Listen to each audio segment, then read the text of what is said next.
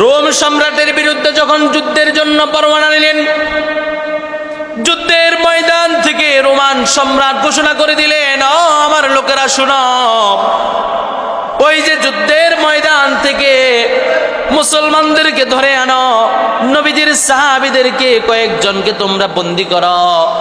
আমি নবীজির সাহাবীদের অনেক সুনাম শুনেছি, নবীজির সাহাবীদের অনেক কাহিনী শুনেছি, তারা নাকি অনেক ভালো, তারা নাকি ভালো মন মানসিকতার, এদেরকে কোনোদিন ঈমান হারা করা যায় না। তোমরা ওদেরকে ধরে আনো, আমি তাদেরকে একটু পরীক্ষা করব। রোম সম্রাটে বলতেছে তাদেরকে কি করবে? পরীক্ষা করবে। কথা অনুযায়ী, রোম সম্রাটের কথা অনুযায়ী তার লোকেরা যুদ্ধের ময়দান থেকে নবীজির কিছু সাহাবীকে ধরে আনলেন। আনার পরে জেলখানায় বন্দি করে রাখলেন। রোম সম্রাটকে খবর দিলেন, ও রোম সম্রাট, আপনার কথা অনুযায়ী আমরা নবীজির কিছু সাহাবীকে জেলখানায় আবদ্ধ করে রেখেছি, আপনি আসুন। নবীজি সাল্লাল্লাহু আলাইহি ওয়াসাল্লাম জিনার সাহাবীদেরকে যখন আবদ্ধ করে রাখলেন, রোম সম্রাট জেলখানায় যাইয়া বললেন, তোমাদের আমিরকে, এখানে ভিতরে তোমাদের আমিরকে। হযরত আব্দুল্লাহ ইবনে হুযায়ফা রাদিয়াল্লাহু তাআলা আনহু হাত তুললেন, বলে আমি। বলে ঠিক আছে, আসো, আপনি আসেন, আমার নিকট আসেন, আমি আপনাকে কিছু প্রশ্ন করব। রোম সম্রাট আব্দুল্লাহ ইবনে হুযায়ফা রাদিয়াল্লাহু তাআলা আনহুকে বললেন, ও আব্দুল্লাহ ইবনে হুযায়ফা, আমি তোমাকে একটা জিনিসের প্রস্তাব দিতেছি, তুমি কি রাজি হবা? হযরত আব্দুল্লাহ ইবনে হুযায়ফা রাদিয়াল্লাহু তাআলা আনহু বললেন, ও সম্রাট, আগে আপনি প্রস্তাবটা বলেন, তারপরে দেখি গ্রহণ করতে পারে কিনা। রোম সম্রাট যখনই বললেন যে আমি তোমাকে সারা পৃথিবীর অর্ধজাহানের বাদশাহ বানিয়ে দিব, বিনিময়ে একটা শর্ত আছে, সেই শর্তটা হলো বিনিময়ে তুমি ঈমান ত্যাগ করবা। নাউজুবিল্লাহ। বিনিময়ে তুমি কি করবা? ঈমান ত্যাগ করবা। এই কথা যখন রোম সম্রাট বললেন, হযরত আব্দুল্লাহ ইবনে হুযায়ফা রাদিয়াল্লাহু তাআলা আনহুর মেজাজ গরম হয়ে গেলেন, চোখগুলো লাল হয়ে গেলেন, বিশাল করে চিৎকার করে, বিরাট করে চিৎকার করে বললেন, ও নামদার সম্রাট, শুনে রাখো, শুনে রাখো, আমি আব্দুল্লাহ ইবনে হুযায়ফা, তুমি যদি সারা পৃথিবীর রাজত্ব যদি আমার হাতে দাও, তারপরেও আমি আব্দুল্লাহ ইবনে হুযায়ফা ঈমান বিক্রি করব না। সুবহানাল্লাহ। বলে তুমি যদি সারা পৃথিবীর রাজত্ব যদি আমাকে দিয়ে দাও, তারপরেও কোনোদিন আমি আব্দুল্লাহ ইবনে হুযায়ফা ঈমান বিক্রি করব। এবার রোম সম্রাটের মেজাজ গরম হয়ে গেলেন, কি ব্যাপার, এত বড় একটা প্রস্তাব আমি দিলাম, নবীজির এই সাহাবী গ্রহণ করলো না। আরে সারা পৃথিবীর রাজত্ব কি কম নাকি? সারা পৃথিবীর রাজত্ব যে করবে তার কি কোনো অভাব আছে নাকি? তারপরেও কেন ঈমান বিক্রি করতে রাজি হলো না? হযরত আব্দুল্লাহ ইবনে হুযায়ফা রাদিয়াল্লাহু তাআলা আনহুকে এবার বললেন, তাকে জেলখানায় বন্দী করে রাখো। জেলখানায় বন্দী করে রাখলেন। বলে যখন একেবারে কাতর হয়ে যাবে তখন আমারে জানায়ও। হযরত আব্দুল্লাহ ইবনে হুযায়ফা রাদিয়াল্লাহু তাআলা আনহু জেলখানার ভিতরে বন্দী হয়ে থাকলেন। অনেক দিন থাকার পর হযরত আব্দুল্লাহ ইবনে হুযায়ফা রাদিয়াল্লাহু তাআলা আনহুর শক্তি সব চলে গেলেন, একেবারে খানা নাই, কিছু নাই, এক গ্লাস পানি পর্যন্ত আব্দুল্লাহ ইবনে হুযায়ফা পায় নাই। একেবারে কাতর হয়ে গেলেন। এবার বললেন, ও ডাক্তার, যাও জেলখানার ভিতরে যাও, আব্দুল্লাহ ইবনে হুযায়ফার কি অবস্থা দেখে আসো। দেখে যে আব্দুল্লাহ ইবনে হুযায়ফা একেবারে কাতর হয়ে শুয়ে রইলেন, হাত নাড়তে পারে না, চোখ মেলতে পারে না, কিছুই করতে পারে না। আহারে আব্দুল্লাহ ইবনে হুযায়ফা এত পরিমাণ কষ্ট করতেছে, বলার বাহিরে। ডাক্তার সম্রাটকে চাইয়া বলল, সম্রাট, বড় আশ্চর্য বিষয়, বড় বিপদের বিষয়, ওই ব্যক্তি তো একেবারে কাতর হয়ে গেছে, বিন্দু পরিমাণ বাঁচার কোনো সম্ভাবনা নাই। বলে যাও যাও যাও, তার কাছে খাওয়ার নিয়ে যাও, এক গ্লাস মদ নিয়ে যাও আর শুকরের গোশত নিয়ে যাও। নাউজুবিল্লাহ। এক গ্লাস মদ নিয়ে যাও আর শুকরের গোশত নিয়ে যাও। কাফের বেদিনরা মুসলমানদেরকে হারাম খাদ্য খাওয়ানোর একটা কারণ আছে, সেই কারণটা হলো মুসলমানরা যখন হারাম খাদ্য খায় সাথে সাথে মুসলমানের ঈমান দুর্বল হয়ে যায়। কথা বুঝেন নাই? হারাম খাদ্য খাইলে মুসলমানদের কি হয়ে যায়? ঈমান দুর্বল হয়। এরপরে খ্রিস্টানরা বিধর্মীরা যারা যেটাই বলে সেটাই রাজি হয়ে যায়, কারণ ঈমান দুর্বল হয়ে গেছে। এই জন্য আব্দুল্লাহ ইবনে হুযায়ফার নিকট মদ পাঠিয়েছেন আর শুকরের গোশত পাঠিয়েছেন, দুটোটাই হারাম। আব্দুল্লাহ ইবনে হুযায়ফা রাদিয়াল্লাহু তাআলা আনহু কাতর হয়ে শুয়ে রইলেন। যখন তার নিকট মদের পাত্র আর শুকরের গোশতের পাত্র নিয়ে উপস্থিত হলেন, বললেন ধরো, আপনি খাওয়ার খান, আপনি তো কাতর হয়ে গেছেন। বলে কি আনছো? বলে এক গ্লাস মদ আনছি আর শুকরের গোশত আনছি।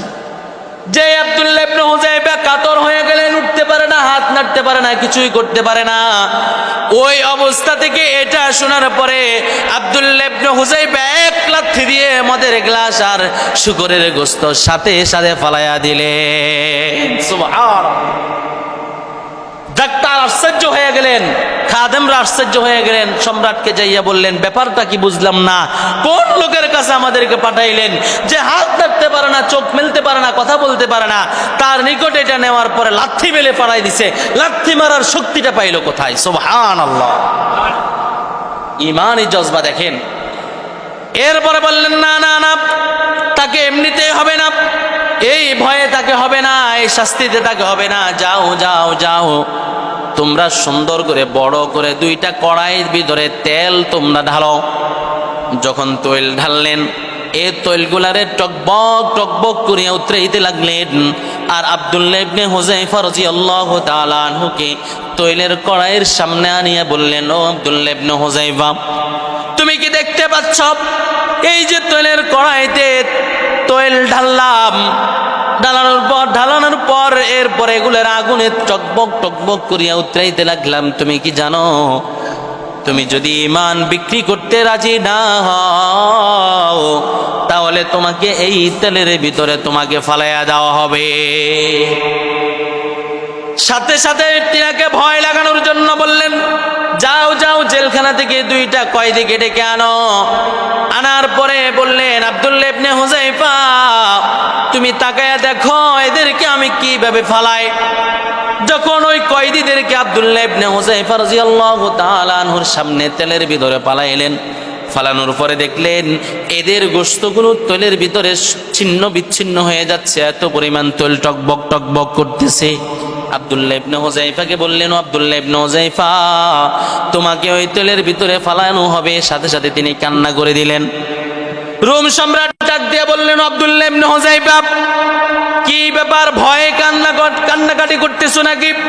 বলে, না না না, ও নামদার সম্রাট, কোনোদিনও নয়, আমি কোনোদিনও তোমার এই ভয়ে কান্নাকাটি করতেছি না। বলে, কি জন্য কান্নাকাটি করতেছ? বলে, আমি আল্লাহর নিকট কান্নাকাটি করতেছি এই জন্য, আজকে আমি যেটার সম্মুখীন হয়েছি, আমার আল্লাহ যদি আমাকে মৃত্যু দিয়ে আবার জীবিত করতেন, আবার মৃত্যু দিতেন, আবার জীবিত করতেন, আবার মৃত্যু দিতেন, এইভাবে বারবার যদি আমি আল্লাহর এই ইসলাম রক্ষার্থে, এই দিন রক্ষার্থে, এই ঈমান রক্ষার্থে যদি তেলের ভিতরে যদি 100 বার নয় 1000 বার যদি আমি পড়ে আবার মৃত্যুবরণ করতাম, আবার জিন্দা হতাম, আমি কতই না খুশি হতাম। সুবহানাল্লাহ।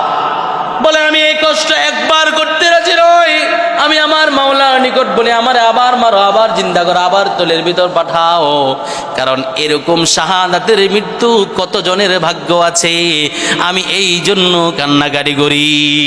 সুবহানাল্লাহ। ও পৃথিবীর মানুষ, দেখেন আব্দুল্লাহ ইবনে হুযায়ফা রাদিয়াল্লাহু তাআলা আনহুকে রোম সম্রাট এত পরিমাণ শাস্তি দিলেন, এত পরিমাণ কষ্ট দিলেন, এত পরিমাণ ভয় দেখাইলেন, কোনোদিনও রাজি হয় নাই। বলে আমি নবীজির সাহাবী, রোম সম্রাট কথা বলতে বাধ্য হয়েছেন যে আমি নবীজির সাহাবীদের কথা শুনেছি, তারা ঈমান দীপ্ত, তাদের ঈমান কোনোদিন বিক্রি করে না, ঈমান শক্ত। আমি আজকে হাতে নাতে প্রমাণ পাইলাম। সুবহানাল্লাহ। বলে আব্দুল্লাহ ইবনে হুযাইফা, তুমি শোনো, আমি তোমাকে এবং তোমার বন্দীদেরকে আমি একটা শর্তে ছাড়িয়ে দিতে পারি। তুমি যদি আমার কপালে একটা চুমু দাও, তাহলে আমি তোমার সৈন্যদেরকে আমি ছেড়ে দিব। তাদেরকে বাঁচানোর জন্য রোমান সম্রাটের কপালে একটা চুমু দিলেন, সাথে সাথে ছেড়ে দিলেন। রোমান সম্রাট আশ্চর্য হয়ে গেলেন। এবারে এরকম ঈমানই দীপ্ত সাহাবীদের এরকম শক্ত ঈমান দেখে তিনি আশ্চর্য হইয়া গেলেন, তাদের উপর খুশি হয়ে গেলেন, ছাড়িয়া দিলেন। সুবহানাল্লাহ। দেখেন তাদের ঈমান কেমন আর আমাদের ঈমান কেমন। এই জন্য পৃথিবীর মানুষ বলি, ঈমানকে ধরে রাখুন। ঈমান চোর জায়গায় জায়গায় বের হয়েছেন সমস্ত ঈমানকে ধ্বংস করার জন্য, আমাদের যুবক ভাইদেরকে ধ্বংস করার জন্য বিভিন্ন পায়তারা করছে। বিভিন্ন শিক্ষিত মানুষকে, জেনারেল শিক্ষিত মানুষকে বুঝাইয়া শোনায়া তাদের দলভুক্ত করতেছে। অনেক যুবক ভাইদেরকে দলভুক্ত করতেছে। না না না, মুসলমান এদের প্রতি সোচ্চার থাকতে হবে, এদের প্রতি হুঁশিয়ার থাকতে হবে। কোনোদিন আমার কোনো যুবক ভাইদেরকে যেন এই সকল ঈমান চোরের দলেরা যেন কোনোদিন গ্রাস করতে না পারে।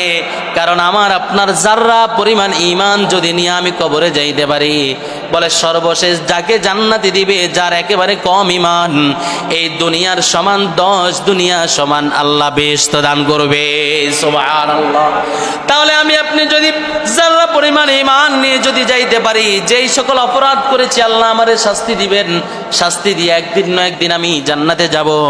কিন্তু ভাই আফসোস, এই সকল এই হিজবুত তাওহীদ নামের এই সকল ভ্রান্ত আকীদার লোকেরা যদি আমাকে আপনাকে গ্রাস করে, আমার ঈমান চুরি করে তারা নিয়ে যাবে, আমি আপনি টের পাবো না।